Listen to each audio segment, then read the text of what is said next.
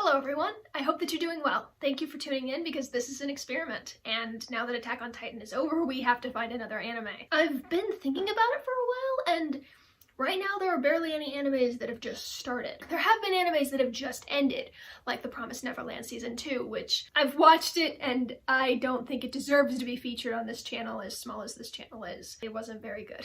But My Hero Academia Season 5 is starting. And this is a completely new area for me, or at least a new ground to cover. See, I can probably count the number of My Hero Academia episodes that I have seen full length all the way through on one hand. So I'm a very special case of My Hero Academia fan because I know the story, and I remember reading the final battle of the Overhaul arc in the manga. But in terms of the actual story and the actual goings-on of things, I've learned from friends, I've learned from reactor channels, and I've sort of followed the story like that because I hadn't really had the time to react to such a big anime as My Hero Academia has become. However, Season 5 is starting because I thought that I was never going to get through the entire anime. I never thought I was going to be able to react to any part of the anime. I do know a couple spoilers, but I will try to avoid them as best I can. I'll probably, once something happens, I'll probably mention if I knew that that was going to happen. I feel like I'm still going into this pretty blind. So I already saw the first episode. It was a cute little training arc with the big three. Despite Mirio losing his quirk, he acted as the citizen that needed to be rescued. The big three acting as villains, and then it ended on a credit scene of Dabi approaching both Endeavor and Hawks, and then Hawks approaching Dabi alone, and it looked really sketchy, like Hawks might be a member of the League of Villains, or might be a villain himself that's just been freelancing or acting on his own. So I'm excited to get into this. Dabi in the smoke, looking awesome. Oh my god! Okay. Oh, you know him? You know him? Oh, from that, yeah. You'll do it? Stall! He can literally, close it. Oh! Mirko! I'm okay with this. I want to see this. That's the same quirk that was used. That was the same quirk that was used in season. He knew his name. Yeah, the same thing as back at Kamino, the sludge warp instead of Kurogiri's warp. Because they captured Kurogiri, that's right. Actually, now that I'm thinking about it, it shouldn't be weird that Dabi knows Endeavor's name. I mean, it's not like it's not made public, you know? I mean, everybody knows that he's, Todoroki Prime. I like this opening. I like the upgrades to the costumes, too. From what I understand it, they're winter costumes. Oh, Vlad. Oh, All Might looks so happy. I'm so happy for him. I do know that Shinso gets more involved. There's 1B, I guess. I do know a little bit about their quirks. 1B. This is epic! Oh, and the users of One for All! Right, that was an end credits scene at the end of Season 4. Yet, Dabi doesn't seem really like a person. He's kind of just like, I'll do what I want and I don't really care about the consequences. Huge damage was dealt to him. I mean, yeah, that's true. I don't know what's going on here. To me, it seems like Hawks and Dabi made a deal with each other, who sympathized with us and asked for cooperation. What does Hawks have in mind exactly? What the hell?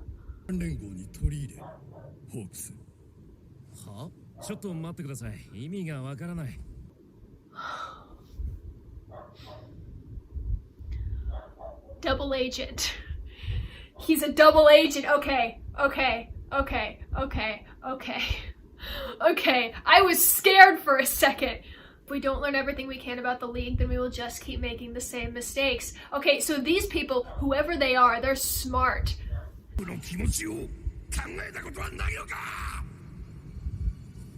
Oh.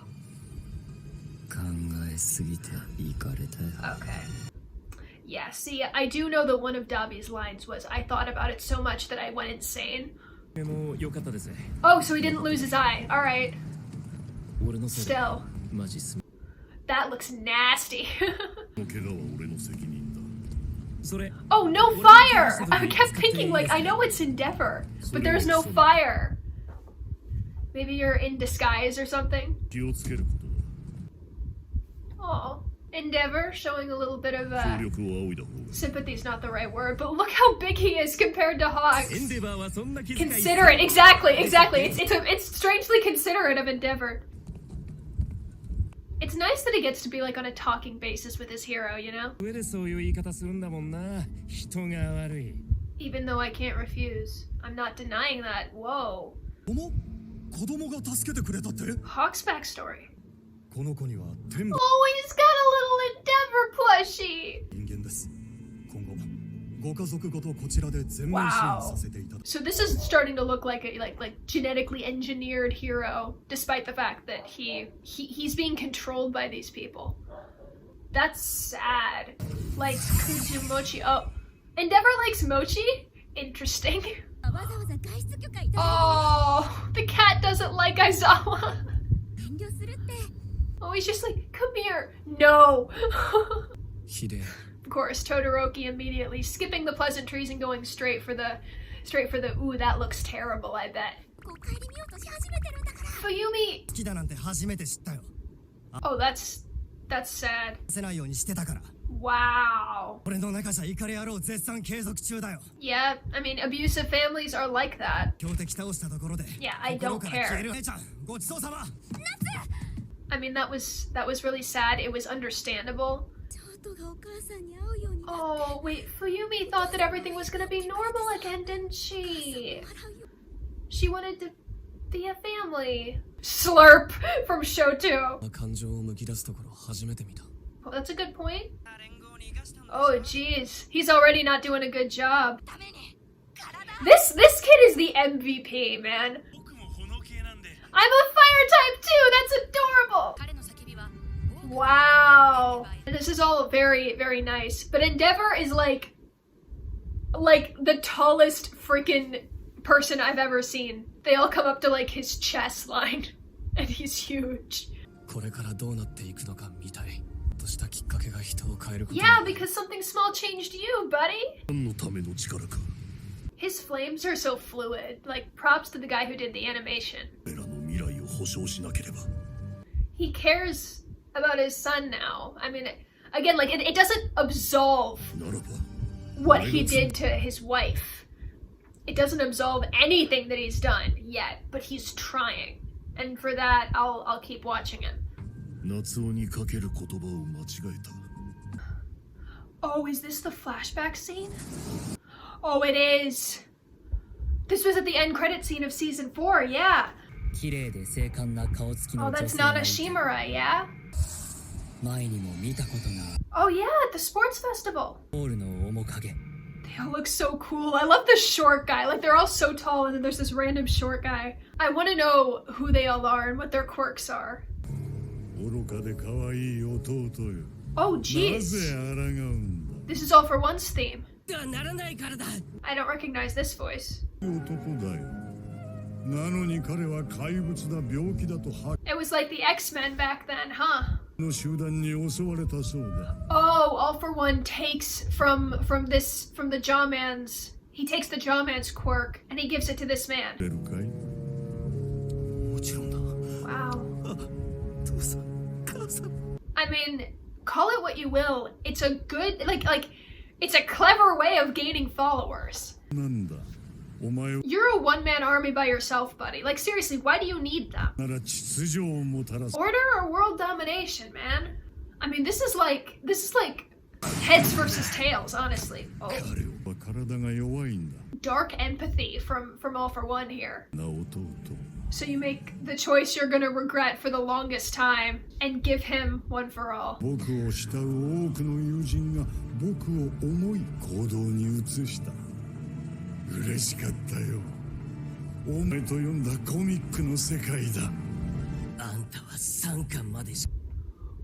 Wait a minute, plot twist? There's more to that story? Oh, and you think yourself that hero one for all, huh? Yeah. He forces it on him. Oh. Oh, God. What? We're past the singularity point. What does that mean? Oh, maybe he means like we've gone past a singularity point, meaning that we've become one. It's like the freaking Avatar state now. It's not one power, it's all of our power or something. Here's the preview. Okay. Ooh, nice. Oh, alright! Oh, Shinso, right? Yeah! I remember Shinso does take part in this. I don't remember how he does exactly. I was never told how he does. It was never spoiled for me. So this new Class A versus Class B is gonna be awesome, because I do know some of the quirks of Class 1B. Aside from Monoma and Kendo and Tetsu Tetsu. Like the ones that... I know that there have been a few that have already been revealed, like at the sports festival or during the summer camp arc, but there are others. I'll probably point them out that I do know the quirks of. I just don't know how they work, or I don't know how they use them in this training arc. So, oh, I'm excited. Okay, first let's go into Hawks. Hawks had a tough childhood. I don't know what else to say there. I mean, he apparently saved a bunch of people from a car crash, I guess, as a kid. And he took the notice of this other industry or company that is like, hey, we will train you to be a hero. We'll take care of your family. We'll do all of this stuff for you. Join us. You have no choice. It is what it seems like. Hawks has no choice in the matter. He's a double agent. Thank God. Who is like, wait a minute, he's part of the League of Villains? Like, come on, he's the #2 hero. No, he's working as a double agent. So I guess we'll see. We'll get to see how he reacts with the other members. Maybe Hawks will get into contact with Shigaraki and Toga and Twice. And I mean, we already saw Dabi, but like Spinner and the other. I wonder how they're gonna interact. Like, is Hawks gonna act all buddy-buddy with them, or is it gonna be like strictly professional basis, like with Dabi? It seems like Hawks's relationship with Dabi is like, maybe Dabi is like the middleman for the League of Villains, is what it seems like, or the representative for the League of Villains. And Hawks and Dabi are very much not on good terms, despite that. The moment Hawks and Dabi meet up, Hawks literally puts like a katana feather to his throat and went, hey, this is not how this was supposed to go. What the hell, man? And Dabi's like, for yourself. I was expecting a strong hero, not the #1 hero. Like, seriously? What is your problem? And they had some sort of talking about, I thought about it so much I went insane. I knew that was a line that he eventually said. I saw a picture of it. I saw a picture of the manga. I like that about Dabi. I don't know what it says about him, but I guess maybe underneath that easygoing sort of like chill exterior, as chill as his blue flames, there's maybe some emotion there. I'm not sure what though, and I mean, I've never really thought about Dabi that much. I know that the fandom is like, oh, he must be a Todoroki, but when Endeavor turned his flames blue, he had to focus very, very hard on that Nomu's head, and it became very narrow and very pointed sort of thing. Whereas Dabi can literally create an entire freaking circle arena of blue flames like he did in this episode. Like, it's a cool theory, and I get it, but I'm going to go forward with the Dabi is a fire quirk holder, Endeavor is a fire quirk holder. Their flames seem kind of different from each other, and I'm just gonna go forward like that. Like, I'm not really going to think about Dabi that much, because I mean, he's just a chill dude who doesn't seem to feel anything, but again, that line made me think otherwise. On to Endeavor, really trying, and I mean, I gotta commend the guy. He did awful, horrible things to his family. Natsuo is 100% in the right here. I'm not saying that anything Natsuo says is wrong. Same thing with what Shoto has said previously about Endeavor. Like, I'm not trying to say that they are wrong in their assumptions. They're right. If you have a family member with abusive tendencies, forgiveness is hard to come by, I feel. So, despite that, one of the episodes that I have watched front to back is the episode where Endeavor fights the high-end Nomu. When the Nomu was defeated, he did his plus ultra prominence burn and fell to the ground. For the first time, I think ever, that I have ever watched an action anime, except for maybe Fullmetal Alchemist Brotherhood, I actually screamed at him to get up. I don't know what that says about Horikoshi's storytelling or about the anime storytelling, but I wouldn't say it's a redemption arc, because he's trying with Shoto, and Shoto is willing to meet him halfway, which is a huge step up in character development for Shoto specifically, and I'm all for that. And Fuyumi just wants a happy family, and I am 100% on her side as well. I'm one of those people who hates conflict, so when people try to get together and be happy, I'm very happy when that happens. But again, Natsuo's not wrong for storming out. Fuyumi is like, yes, let's become a family, and that's fine. And Shoto is like, I'm here, and that's fine too. If Endeavor wasn't trying, if he had still been like the arrogant, stuck-up loser idiot that he was for the first 2.5 seasons, then I'd kind of be like, okay, you don't deserve it. But you can tell that Endeavor knows what he did in the past is wrong. His realization after becoming the #1 hero is like, something has been thrust upon me, and I've realized, oh crap, I've been doing this all wrong. I need to come clean. I need to atone for what I've done. And I literally burned up like the part of me that craved power and strength. I love that Dabi came to collect the Nomu, and Endeavor just holds out like a bunch of ashes and just like, there you go, take it. And then Deku with the Avatar State One for All stuff. Oh, that's so good, man! I have seen theories that the first One for All user, the one that was outlined in red, could be Bakugo. I'm not sure if that's, I don't know if that's really what's going on, but time loop theories seem to be popular these days. People think a time loop is going on in Attack on Titan. People think that a time loop is happening in My Hero Academia, like maybe they all go back in time or something, and Bakugo becomes the first user of One for All. Maybe? Honestly, at this point, quirks are so broken. Like, I think Aries' quirk sort of just kind of punched through the wall that was there of like how broken quirks can be. So maybe there is a time travel quirk. Who knows? I don't know. But yeah, it's heavily implied that no matter who All for One changes or takes a quirk from or gives a quirk to, they fall under his control. He definitely forced this power on the original One for All user, who I'm just going to call One for All. And to me it seemed like in doing so he bent One for All to his will, in this sort of dark empathy kind of way. I mean, I've always thought of All for One as like the Darth Vader, the final boss, if you will, who's just pure evil no matter what, like Darth Vader, Voldemort sort of person. I don't think I can even call him a dark empath. I feel like All for One's character trope is that he tries to understand, or at least he gives off the air of trying to understand, but he can never actually grasp at what like the core emotions are that keeps a person going, like love. I don't think he ever loved Shigaraki. Like, again, the whole adoption of Shigaraki was all just to rub it in All Might's face that, yeah, like, this is the grandson of your predecessor, and I just want to see you suffer for it. Thousands of years that All for One has been alive, he's witnessed how people act, and he knows why people would give up the things that they want to give up, like how the jaw man, the teeth man, he took his quirk away so he can see his mom and dad again, which is an incredibly kind thing. And I feel like somewhere in All for One's mind he knows that it's a kind thing, but he just doesn't know what kindness is, so he goes through the motions in an attempt to convey kindness, even though inside it's just a void.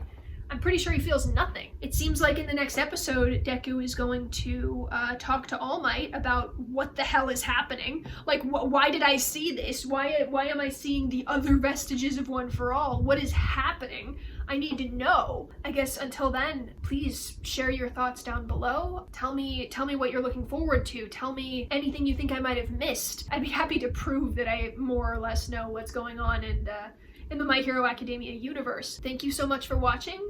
Be sure to like and subscribe and ding the notification bell. You don't have to, but it would be cool if you did. Thank you for staying, and have a nice day.